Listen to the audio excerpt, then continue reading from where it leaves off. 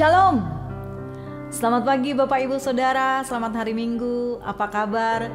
Saya percaya Bapak Ibu Saudara pasti sangat bersuka cita menanti hari ini, karena hari ini adalah hari yang sangat istimewa bagi kita, karena kita akan menyembah Allah kita yang hidup. Kita akan bertemu dalam hadirat Tuhan untuk mengagungkan Dia. Amin Bapak Ibu Saudara. Saya mau katakan, apapun situasi kondisi yang terjadi hari-hari ini, mari kita satukan iman, kita satukan hati kita. Kita mau katakan bahwa Dia adalah Bapa yang sangat baik. Haleluya.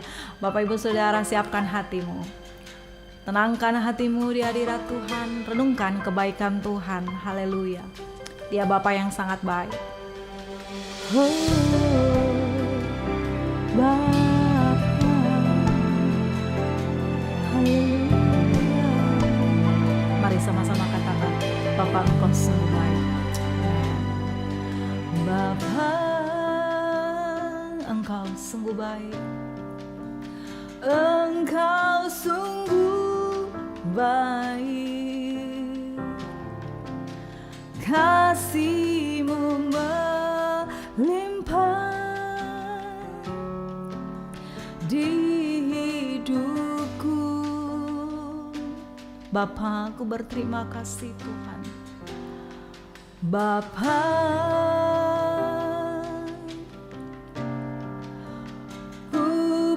terima kasih berkat-Mu hari ini yang Kau sediakan bagiku. Sama-sama aku naikkan syukurku. Ku naikkan syukurku buat hari yang Kau beri, tak habis-habisnya kasih dan rahmat-Mu, selalu baru dan tak pernah terlambat. Pertolongan-Mu besar setiamu di sepanjang hidupku. Haleluya, Dia Bapa yang sangat baik. Haleluya Yesus Tuhan. Kita angkat pujian ini sekali lagi. Katakan, Bapa Engkau sungguh baik. Bapa, Engkau baik. Engkau sungguh baik. Kasih-Mu melimpah di hidupku Tuhan, di hidupku ya Bapa. Oh Bapa, terima kasih. Ku berterima kasih buat berkat-Mu hari ini yang Kau sediakan bagiku. Sama-sama ku naikkan syukurku. Ku naikkan syukurku buat hari yang Kau beri, tak habis-habisnya kasih dan rahmat-Mu, selalu baru, selalu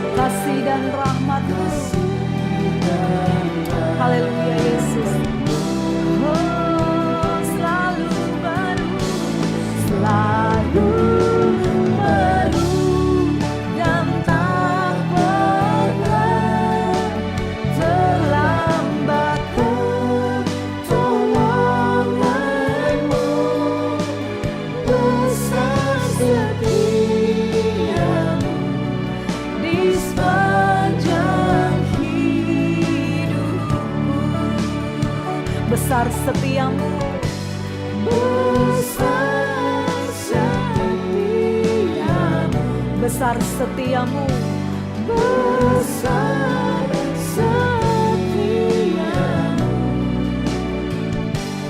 besar setiamu.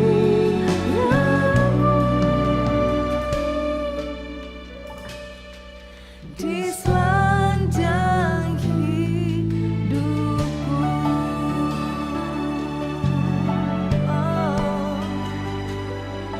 Bapa Engkau baik, terima kasih, oh, terima kasih Bapa, Engkau sungguh baik dalam kehidupan kami.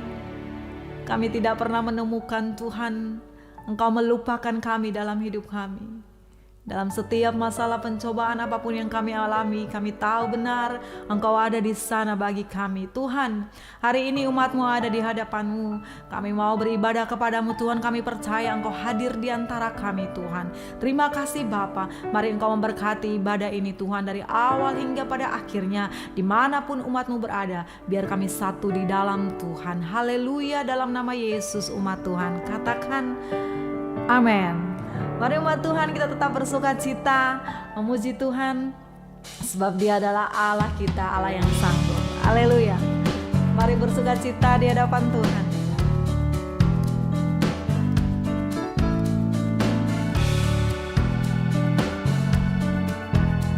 Haleluya.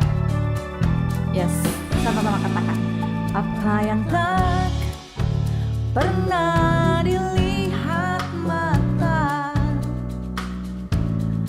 dan tak pernah didengar telinga, yang tak pernah timbul di dalam hati, semua disediakannya bagi yang mengasihi Dia. Haleluya.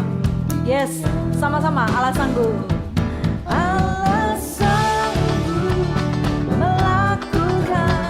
Segala perkara, dulu, sekarang, dan selamanya. Kuasanya tidak berubah. Allah sanggup melakukan segala perkara, dulu, sekarang, dan selamanya. Kuasanya tak berubah. Haleluya.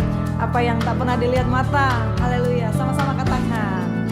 Apa yang tak pernah dilihat mata, oh, dan tak pernah didengar telinga, oh, yang tak pernah timbul di dalam hati, semua disediakan bagi engkau yang mengasihi Dia. Haleluya. Haleluya. Dengan iman, mari sama-sama katakan. Allah sanggup melakukan segala perkara, dulu, sekarang, dan selamanya. Kuasanya tidak berubah. Allah sanggup melakukan segala perkara, dulu, sekarang, dan selamanya.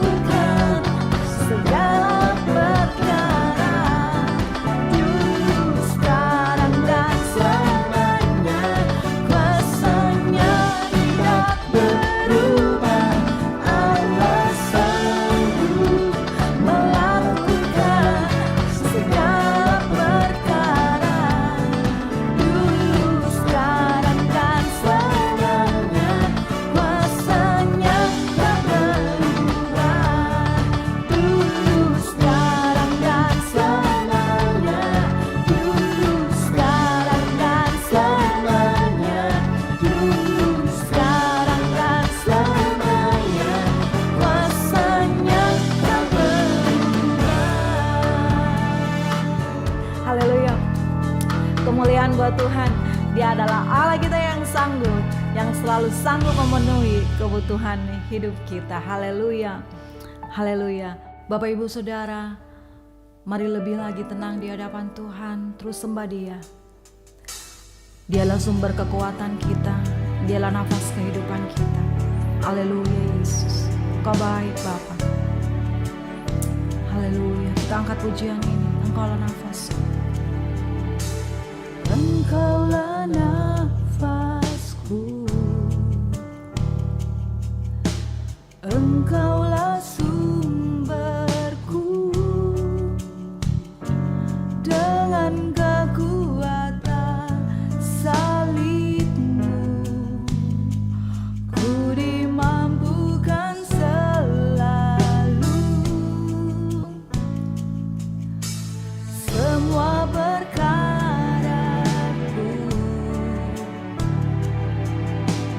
semua harapanku,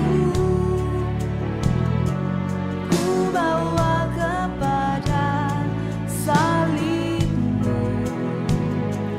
yang menjadi kekuatanku.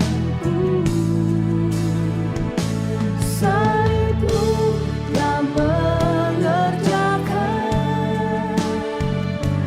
keselamatan yang besar bagiku. Ku berdiri menyaksikan Kau setia dan hidup dalamku.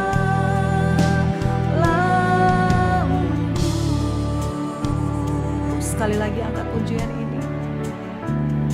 Dialah nafas kehidupan kita, sumber kekuatan kita. Haleluya Yesus. Katakan, Engkaulah nafasku, Engkaulah sumberku. Amin. Haleluya Yesus. Dengan kekuatan salibmu, ku dimampukan selalu. Semua perkaraku, amin Jesus. Semua harapanku, semua harapan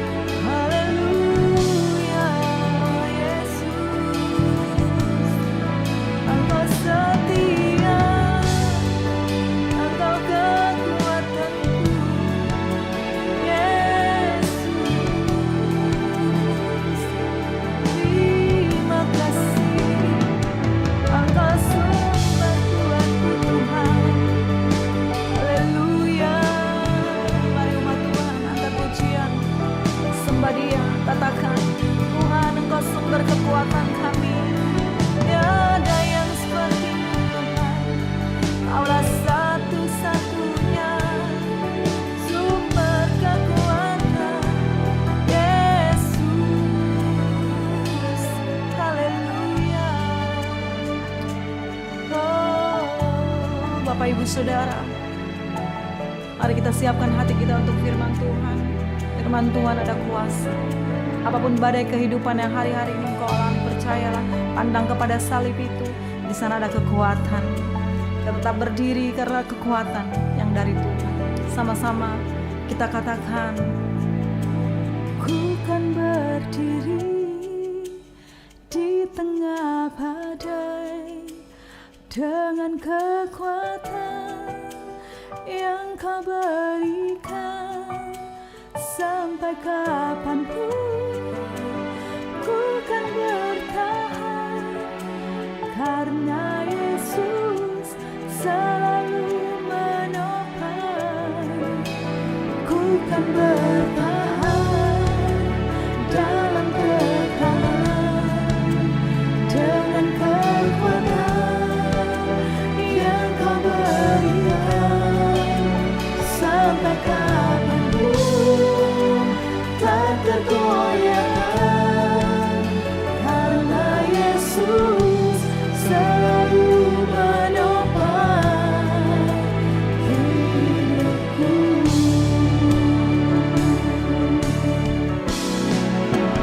Ku kan berdiri di tengah badai dengan kekuatan yang kau berikan.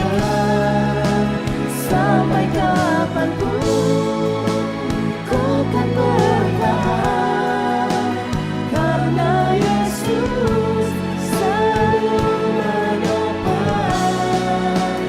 Ku kan bertahan dalam tekanan dengan kekuatan, haleluya, yang kau berikan. Sampai kapanpun tak tergoyahkan, karena Yesus selalu menopang.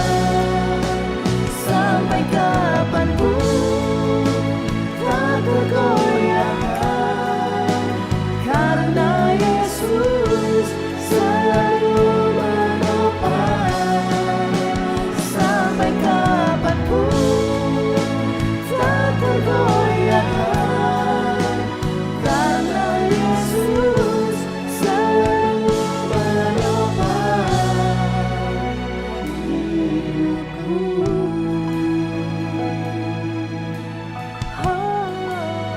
Karena Yesus selalu menopang hidupku.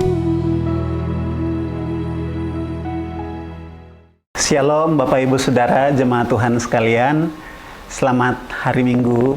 Kita bersyukur kepada Tuhan bersama-sama oleh karena kebaikan dan kasih setia Tuhan boleh membawa kita hingga sampai pada hari ini tanggal 27 Desember. Kita bersyukur kita ada di akhir dari tahun 2020. Kita bersyukur untuk penyertaan dan pertolongan Tuhan sepanjang tahun ini. Bapak Ibu Saudara, tema yang diberikan untuk Gereja Kemah Injil adalah Yesus datang membawa pemulihan. Saya percaya bahwa Bapak Ibu Saudara telah mendengarkan khotbah dari Mama Gembala, dari Bapak Gembala tentang Yesus adalah terang dan Yesus datang membawa pemulihan di dalam terang, dan juga Yesus datang membawa hubungan di dalam relasi kita dengan Tuhan. Bagaimana hubungan kita dengan Tuhan dipulihkan, dan saya percaya khotbah-khotbah itu memberkati Bapak Ibu Saudara. Pada saat ini Bapak Ibu Saudara, saya mau membawa kita untuk merenungkan satu topik, yaitu Yesus datang membawa pemulihan rohani. Tentu ketika berbicara tentang pemulihan rohani, ini adalah sebuah topik yang umum. Karena ketika kita berbicara tentang pemulihan rohani, kita akan dikaitkan dengan kehidupan kita, yaitu bagaimana kehidupan kerohanian kita, bagaimana dengan doa kita, bagaimana dengan pembacaan firman kita, dan bagaimana sikap dan tindakan kita setiap hari. Tentu ini menjadi sesuatu hal yang penting bagi kehidupan kekristenan kita. Bapak Ibu Saudara, berbicara tentang kehidupan rohani, tentu kita akan dibawa kepada satu persoalan yang terjadi di dalam Perjanjian Lama, di dalam kitab Kejadian. di mana Adam dan Hawa yang akhirnya melanggar sebuah ketetapan yang ditetapkan oleh Allah, yaitu memakan buah, dan akhirnya membuat mereka jatuh di dalam dosa. Itu membuat gambar Allah di dalam diri mereka menjadi rusak. Itu membuat manusia berada di dalam sebuah masalah yang besar, masalah yang sangat-sangat serius. Sehingga dari kejadian demi kejadian yang terjadi di dalam Perjanjian Lama, kita akan menemukan bahwa Allah berusaha untuk membangun hubungan dengan manusia, dan manusia juga berusaha untuk membangun hubungan dengan alam. Tetapi kalau kita melihat segala usaha yang dikerjakan oleh manusia, secara khusus kalau kita melihat di dalam Perjanjian Lama, bangsa Israel itu ada di dalam sebuah usaha yang tidak mencapai standar yang telah ditetapkan oleh Allah. Artinya bahwa manusia tidak bisa ada pada titik yang diinginkan oleh Allah. Sehingga Bapak Ibu Saudara, ketika bangsa Israel keluar dari Mesir, Allah menginginkan bangsa Israel untuk hidup bersama-sama dengan Allah, tetapi bangsa Israel mengalami ketakutan yang sangat besar terhadap Allah karena hilangnya kemuliaan yang telah diberikan Allah kepada manusia. Lalu kemudian Allah yang berinisiatif untuk hidup dan tinggal bersama-sama dengan umatnya. Tetapi ini tidak menjamin bahwa manusia, secara khusus bangsa Israel, mencapai standar yang telah ditetapkan oleh Allah bagi bangsa Israel. Dan sampai kepada Perjanjian Baru, kita menemukan bahwa Yesus datang untuk membawa pengharapan. Yesus datang untuk membawa sebuah pemulihan yang selama ini tidak bisa dicapai oleh manusia. Bapak Ibu Saudara, Yesus datang untuk membawa pemulihan. Sehingga ketika melihat ini, kita akan bersukacita bersama-sama, kita akan memuliakan Tuhan bersama-sama. Kenapa? Karena Yesus datang untuk membawa sebuah pemulihan rohani, di mana manusia tidak bisa mencapai standar yang telah ditetapkan oleh Allah. Dan Yesus datang agar supaya standar itu dicapai, dan di dalam Yesus kita mengalami satu kebebasan, kita mengalami satu pemulihan di dalam Yesus Kristus, yaitu pemulihan kehidupan rohani yang bebas dan merdeka di dalam Yesus. Dan ini adalah berita sukacita Bapak Ibu Saudara. Berita di mana ketika kita melihat Yesus, kita akan bersukacita, kita akan bergembira, kita akan sangat-sangat berbahagia. Kenapa? Karena Yesus itu datang untuk membawa pemulihan yang selama ini ditunggu-tunggu oleh bangsa Israel dan oleh semua umat manusia. Bapak Ibu Saudara, mari kita lihat sejenak di dalam Kisah Para Rasul 1 ayatnya yang ke-6. Kisah Para Rasul 1 ayatnya yang ke-6 berbunyi seperti ini. Maka bertanyalah mereka yang berkumpul di situ, Tuhan, maukah engkau pada masa ini memulihkan kerajaan bagi Israel? Bapak Ibu Saudara, pertanyaan ini sepertinya tidak ada kaitan dengan Natal. Pertanyaan ini seolah-olah adalah sebuah pertanyaan yang mungkin tidak terlalu penting dan tidak banyak yang mengkhotbahkan ini. Tetapi Bapak Ibu Saudara, menarik ketika melihat teks ini dan menemukan latar belakang dari ayat ini. Murid-murid bertanya kepada Tuhan Yesus, kapan engkau akan memulihkan kerajaan bagi Israel? Karena mereka melihat latar belakang leluhur mereka. Ketika bangsa Israel keluar dari perbudakan di Mesir dan dipimpin oleh raja, bangsa Israel mengalami satu hal yang sangat luar biasa. Ketika Raja Daud menjadi raja atas bangsa Israel dibawa berjaya pada masanya, pada saat itu. Lalu kemudian setelah bangsa Israel berjaya pada masanya pada saat itu, kemudian bangsa Israel mengalami penurunan sampai kepada masa di mana Yesus datang, bangsa Israel ada di bawah pemerintahan Romawi. Bapak Ibu Saudara, menarik ketika melihat ini. Murid-murid ketika menanyakan ini kepada Yesus, mereka bertanya agar supaya Yesus memulihkan kembali sebuah bangsa bagi Israel, membangun kembali sebuah kerajaan bagi Israel. Mereka masih berpikir bahwa Yesus datang itu membawa sebuah pemulihan untuk sebuah kerajaan yang ada masanya. Yesus datang untuk membawa sebuah pemulihan untuk sebuah bangsa yang terbatas, ada waktunya, ada masanya. Rupanya murid-murid Tuhan Yesus tidak mengerti dan tidak memahami. Karena Yesus datang bukan lagi membawa kerajaan yang fana, membawa kerajaan yang ada batasnya, tapi Yesus datang untuk membawa kerajaan yang kekal, kerajaan yang tidak ada batasnya, kerajaan yang tidak ada bandingannya. Kerajaan itu adalah kerajaan Allah. Sehingga Bapak Ibu Saudara, kalau kita melihat 400 tahun masa diam dan akhirnya Yohanes Pembaptis datang dan berseru-seru di padang gurun. Yohanes Pembaptis mengatakan, bertobatlah sebab kerajaan surga sudah dekat. Artinya bahwa Yesus datang itu bukan datang untuk memulihkan kerajaan bagi Israel, tetapi Yesus datang untuk membawa sebuah kerajaan yang kekal bagi semua umat manusia yang percaya kepadanya. Artinya bahwa Yesus datang membawa pemulihan rohani agar umat manusia disiapkan untuk ada di dalam satu kehidupan yang layak di dalam kerajaan Allah yang tidak ada batasnya. Bapak Ibu Saudara, ini menarik ketika kita melihat konteks ini. Jika Yesus datang untuk membawa pemulihan rohani dan bukan membawa pemulihan yang bersifat jasmani, pemulihan seperti apa yang dikerjakan oleh Yesus?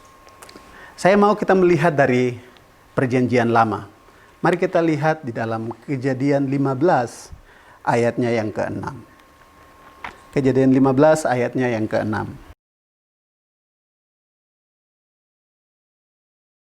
Kejadian 15 ayatnya yang ke-6 berbunyi seperti demikian. Lalu percayalah Abram kepada Tuhan, maka Tuhan memperhitungkan hal itu kepadanya sebagai kebenaran. Bapak Ibu Saudara, menarik. Maka Tuhan memperhitungkan hal itu sebagai kebenaran. Kalau kita melihat Abraham yang dipanggil dari Ur Kasdim yang notabene-nya adalah orang-orang yang menyembah dewa Sin atau dewa bulan. Artinya bahwa Abraham ini dipanggil dari latar belakang negeri, dari latar belakang sanak saudara yang tidak mengenal Allah. Abraham mendengarkan segala sesuatu yang dikatakan oleh Allah dan melakukan tepat seperti yang dikatakan oleh Allah. Dari pasal 12 kita menemukan, pasal 13 kita menemukan bahwa Abraham melakukan tepat seperti yang dikatakan oleh Allah. Dan sampai kepada pasalnya yang ke-15, di sini adalah hal yang sangat menarik. Kalau kita membaca dan kita meneliti, kita coba melihat pasal demi pasal, teks demi teks, kita akan menemukan bahwa ketika Abraham percaya, disitulah Tuhan memperhitungkan kepercayaan Abraham itu sebagai sebuah kebenaran. Ini menarik. Kenapa Allah tidak memperhitungkan Abraham ketika Abraham meresponi panggilan Allah? Kenapa ketaatan Abraham untuk melakukan segala yang difirmankan oleh Allah itu sebagai sebuah kebenaran? Lalu kemudian kita menemukan di dalam pasalnya yang ke-15 ketika Abraham percaya, barulah di situ kita menemukan bahwa Allah menganggap kepercayaan Abraham itu sebagai sebuah kebenaran. Bapak Ibu Saudara, ini memberikan satu gambaran tentang kehidupan kekristenan di masa yang akan datang. Kita menemukan kasih karunia di dalam pasal ini, bahwa Abraham itu bukan dibenarkan berdasarkan latar belakang keluarganya, bukan berdasarkan negerinya, karena tidak mungkin. Abraham juga dibenarkan bukan berdasarkan responnya, bukan berdasarkan tindakan yang dia telah lakukan kepada Allah. Tetapi Abraham dibenarkan oleh karena percayanya. Sehingga Allah memperhitungkan kepercayaan Abraham itu sebagai sebuah kebenaran.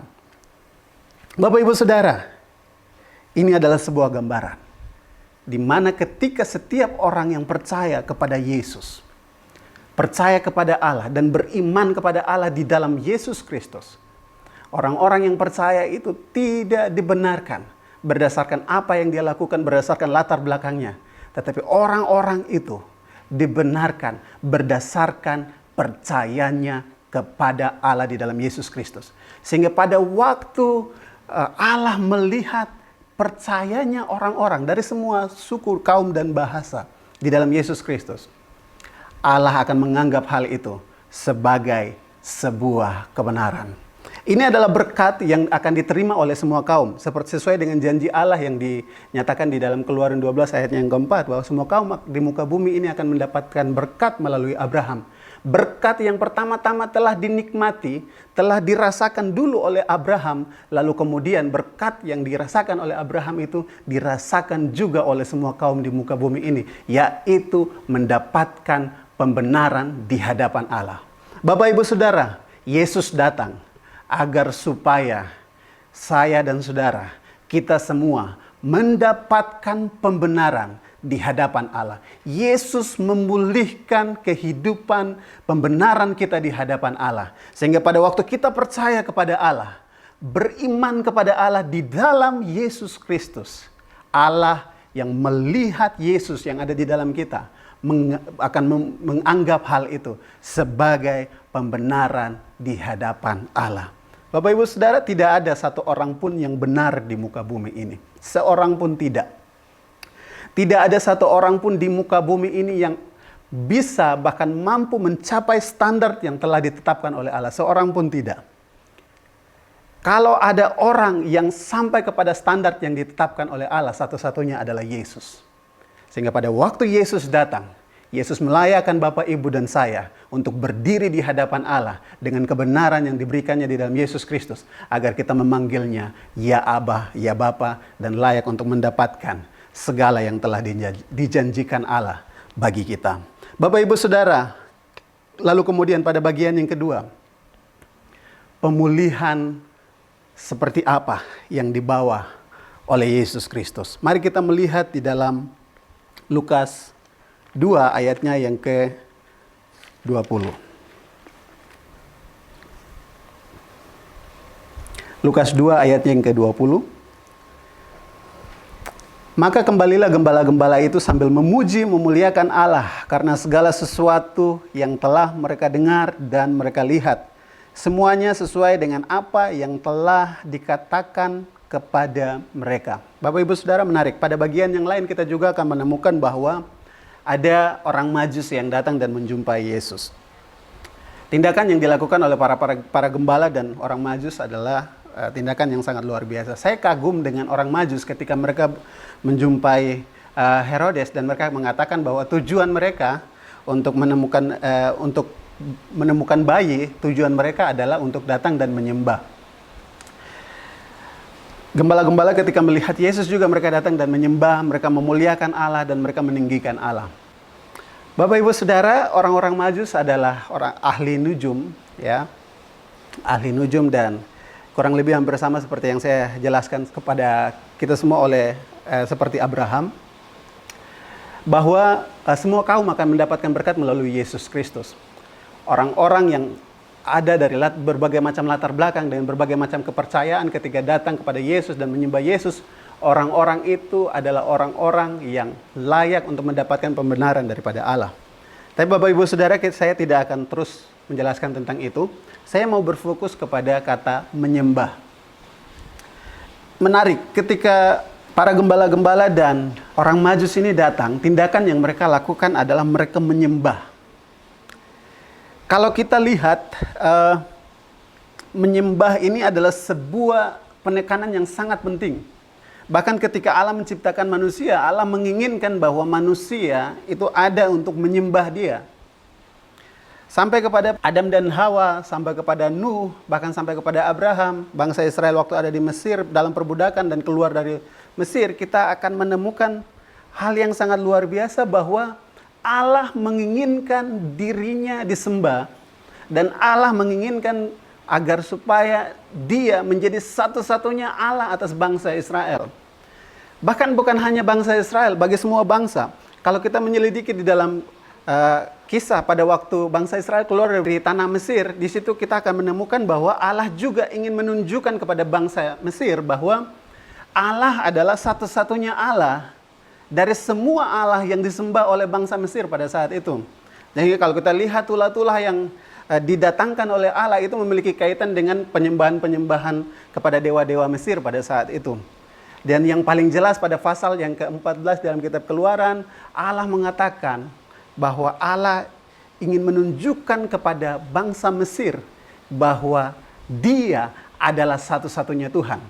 Dan pada waktu bangsa Mesir sebelum dicampakkan Allah ke dalam lautan, pasukan Mesir mengakui bahwa mereka harus mundur karena Tuhan yang berperang bersama-sama dengan mereka. Ungkapan itu adalah ungkapan yang sangat menarik karena pasukan pada saat itu, pasukan Mesir, mereka tidak mengatakan bahwa Tuhan mereka, tetapi yang mereka katakan adalah Tuhan. Artinya bahwa bangsa Mesir mengakui Allah adalah Tuhan atas segala Tuhan. Sampai kepada pasal 20, Allah menunjukkan bahwa Dialah Tuhan yang layak untuk disembah. Dia adalah Tuhan yang layak ditinggikan. Sampai kepada kitab Imamat, Allah memberikan semua ketetapan dan aturan-aturan untuk supaya bisa menyembah, memberikan korban bakaran, bahkan segala korban-korban sesuai dengan ketetapan-ketetapan yang telah ditetapkan oleh Allah untuk menyembah Allah. Artinya bahwa Allah menginginkan dirinya disembah. Sampai kepada gembala-gembala dan orang-orang Majus, mereka melakukan sebuah tindakan yang diinginkan oleh Allah, yaitu Allah mau agar dirinya disembah. Bapak Ibu Saudara, Natal mengingatkan kita tentang penyembahan kita kepada Allah. Yesus datang agar supaya semua aturan-aturan yang ada di dalam perjanjian lama itu digenapi di dalam dirinya. Sehingga di dalam Yesus Kristus kita memiliki kerinduan, kita memiliki keinginan, kita memiliki satu semangat yang dalam untuk mau menyembah Allah, untuk mau meninggikan Allah, untuk mau memuliakan Allah. Sehingga ketika kita melihat Yesus datang, Allah yang tidak terbatas, mau membatasi dirinya untuk manusia yang terbatas. Ketika kita melihat hal itu, kita akan tersungkur di hadapan Allah dan menyembah Allah. Saya tidak tahu hari ini hal-hal apa yang membuat kita kurang untuk menyembah Allah. Situasi-situasi seperti apa yang akhirnya membuat kita kurang di dalam penyembahan. Mungkin jam doa kita, mungkin waktu perenungan firman kita, atau mungkin waktu saat teduh kita. Mungkin karena kita memikirkan banyak hal yang terjadi dengan situasi-situasi yang terjadi di sekeliling kita. Itu membuat kita lupa dan akhirnya mengabaikan penyembahan kita dengan Allah. Saya mau katakan ini, bahwa pesan ini, bahwa Yesus datang agar supaya penyembahan kita kepada Allah diperbaharui kembali. Sehingga Bapak Ibu Saudara, ketika kita mau merayakan Natal, ketika kita melihat Yesus, kita melihat ada satu semangat yang sangat luar biasa. Ada satu semangat yang menyala-nyala, yaitu semangat untuk memuliakan Allah. Semangat untuk menyembah dan meninggikan Allah. Bapak Ibu Saudara, mungkin kita sedang mengalami kekosongan rohani. Mungkin kita sedang mengalami kekeringan rohani. Mungkin ada hal-hal yang membuat kita ada di dalam satu titik di mana kita stuck dan tidak berbuat apa-apa dalam kehidupan kerohanian kita. Kita merasa semua yang kita hadapi itu hampa, sia-sia. Saya mau katakan ini, bahwa Yesus adalah jawaban yang kita cari jika kita mengalami titik-titik seperti yang saya sudah sebutkan. Bahwa Yesus akan memulihkan kembali penyembahan kita kepada Allah. Yang kita perlu lakukan adalah kita datang kepada Yesus, duduk di hadapannya, dan meminta Dia agar memulihkan kembali penyembahan kita kepada Allah.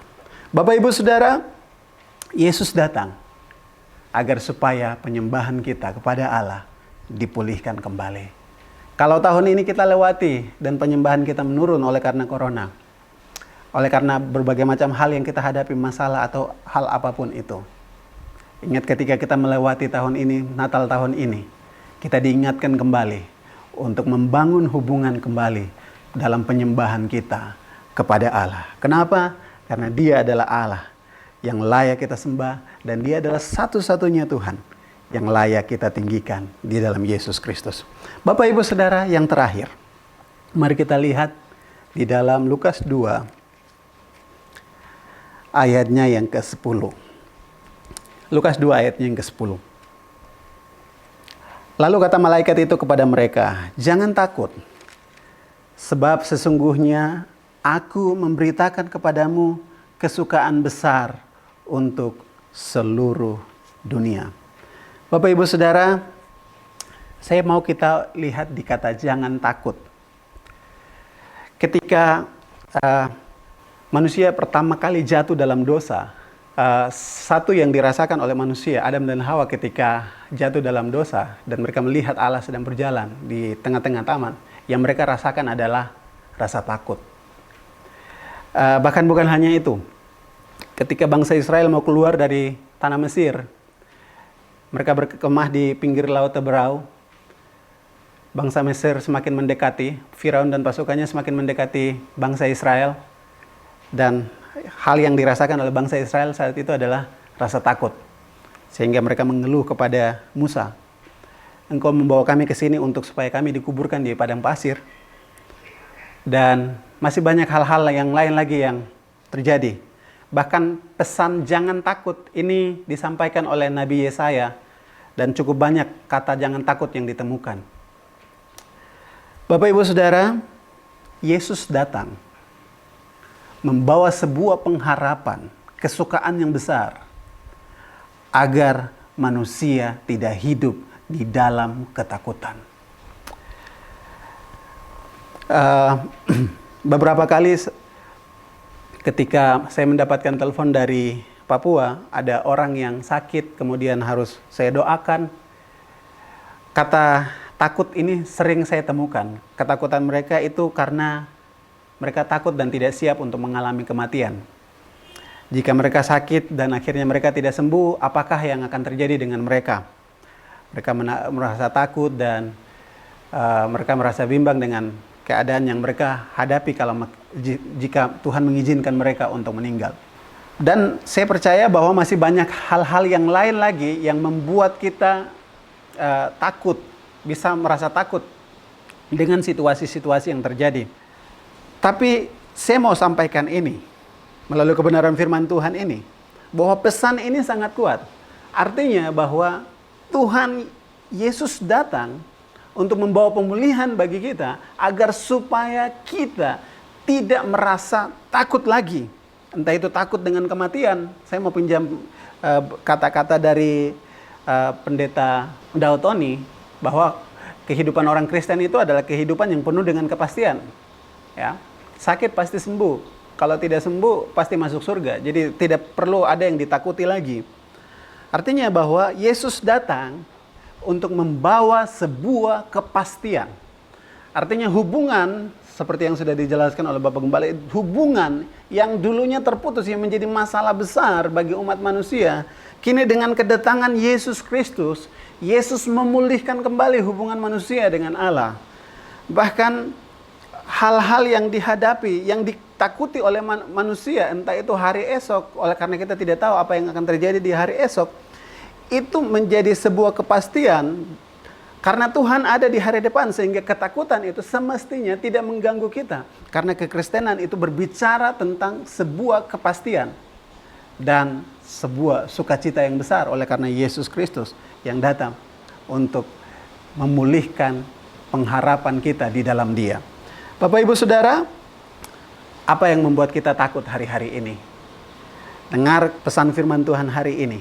Jangan takut, sebab Tuhan Allah, yaitu Yesus Kristus, bersama-sama dengan kita, dan Dia adalah Allah Immanuel, Allah yang menyertai kita dalam situasi apapun dan dalam keadaan apapun. Bapak Ibu Saudara, Yesus datang untuk membawa pemulihan rohani.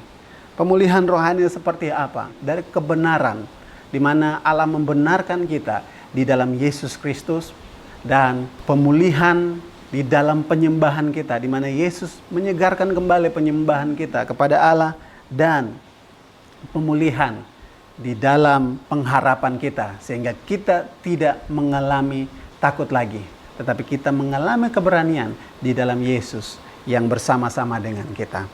Saya percaya Bapak Ibu Saudara bahwa kebenaran firman Tuhan hari ini mengingatkan kita kembali agar kita mengingat kebaikan Tuhan.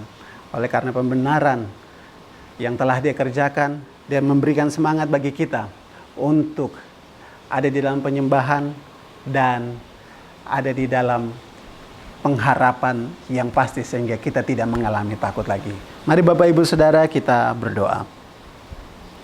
Bapa, kami bersyukur dan berterima kasih untuk kebaikan dan anugerah-Mu. Terima kasih untuk kebenaran firman Tuhan yang boleh kami renungkan bersama-sama. Bapa di surga, kami berdoa memohon Tuhan berkati kami, berkati semua jemaat-Mu, agar kami ada di dalam sebuah kehidupan yang sungguh-sungguh melihat kepada Tuhan dan percaya, serta mengingat kembali bagaimana Yesus datang dan tujuan dari kehadiran-Mu untuk supaya memulihkan agar kami benar di hadapan Allah, agar supaya semangat kami di dalam menyembah Engkau itu disegarkan kembali, dikuatkan kembali, dan agar supaya pengharapan kami di dalam Engkau itu membuat rasa takut di dalam diri kami, bahkan di dalam setiap sisi hidup kami menjadi berkurang. Oleh karena kami percaya bahwa Tuhan Allah yang menyertai kami.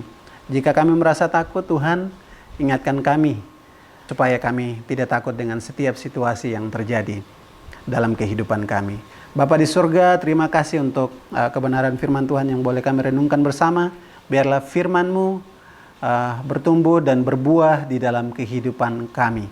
Dalam nama Yesus kami berdoa, mengucap syukur dan siap untuk melakukan kebenaran firman Tuhan dalam hidup kami. Haleluya, puji Tuhan. Semua sama-sama katakan amin. Jemaat Tuhan yang terkasih, kita akan mengakhiri ibadah kita pada hari ini. Segala kemuliaan hanya bagi Tuhan. Mari siapkan hati, kita akan menerima doa berkat. Bagi Dia segala pujian, hormat serta syukur kekal selamanya.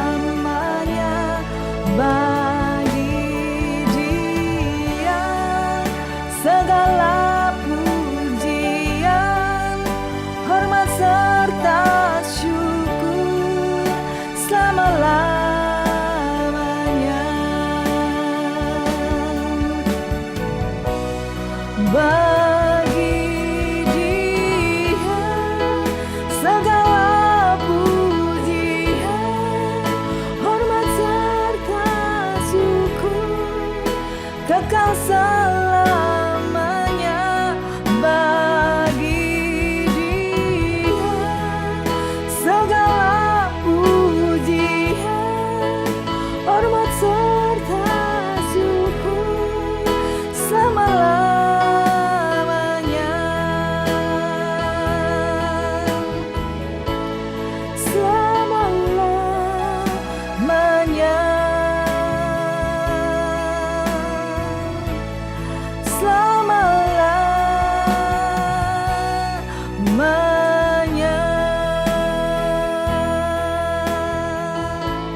Mari kita bersama-sama datang kepada Tuhan, kita berdoa. Bapa Surgawi, terima kasih buat penyertaan Tuhan yang luar biasa dalam hidup kami. Secara khusus di dalam ibadah penyembahan kami hari ini. Segala sesuatu yang kami perbuat hari ini, kami telah lakukan itu dan kami telah persembahkan itu buat Tuhan. Kami percaya Bapa bahwa apa yang kami perbuat jauh dari kesempurnaan. Tetapi Engkau yang sempurna akan menyempurnakan penyembahan kami. Menjadi persembahan yang hidup, yang berbau harum di hadapan hadirat-Mu. Terima kasih Tuhan Yesus. Tiba saatnya umat-Mu akan mengakhiri dan kami akan berpisah satu dengan yang lain di dalam ibadah kami. Biarlah berkat Tuhan turun atas kami sekalian. Umat Tuhan, arahkanlah hatimu kepada Tuhan. Angkatlah kedua tanganmu dan terimalah berkat daripadanya. Kiranya berkat daripada Tuhan pencipta langit dan bumi. Kasih yang kekal di dalam Kristus Yesus Tuhan kita. Dan oleh pertolongan dari Tuhan Roh Kudus, turunlah berkat dari Tuhan, dicurahkan atas kehidupanmu. Berkat kuasa, berkat kehidupan akan Tuhan perintahkan ke dalam kehidupanmu secara pribadi. Dalam keluargamu, pekerjaan, usaha, bisnis, karir, di dalam studimu. Dan Tuhan berjanji untuk tetap menyertai engkau dan membuat apa yang engkau lakukan berhasil dan engkau beruntung dalam perjalanan hidupmu. Dijauhkannya engkau dari semua virus, bahkan virus COVID-19. Dan kiranya keluar masukmu diberkati Tuhan. Di dalam nama Yesus, setiap kita yang menerima berkat-Nya, sama-sama katakan, amin.